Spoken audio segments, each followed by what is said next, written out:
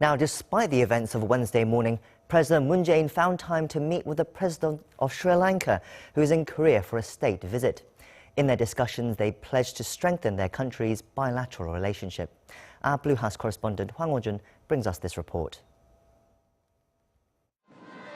The Blue House rolled out the red carpet for its third state guest.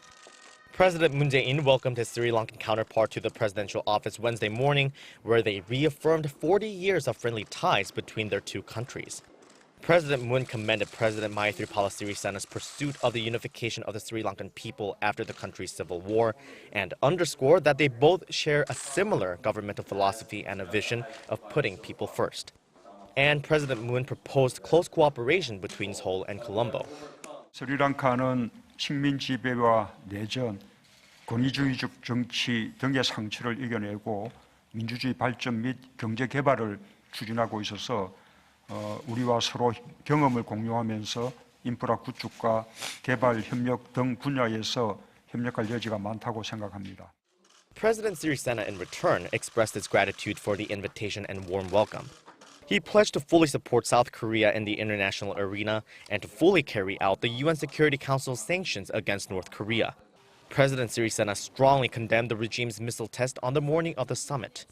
The upgraded partnership the presidents agreed to will include an increase in Seoul's financial support for Sri Lanka to aid in its sustainable economic growth. That will be in the form of an increase in South Korea's contributions to the Economic Development Cooperation Fund from the current $300 million to $500 million over the 3 years through 2019.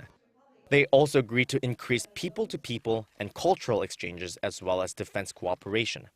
Those pledges were reflected in the signing of key agreements and MOUs.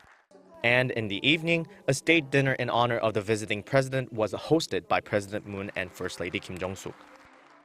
President Moon emphasized that the visit of his Sri Lankan counterpart will establish the foundation for his new southern policy, which will broaden Seoul's diplomatic horizon beyond Northeast Asia to Southwest Asia.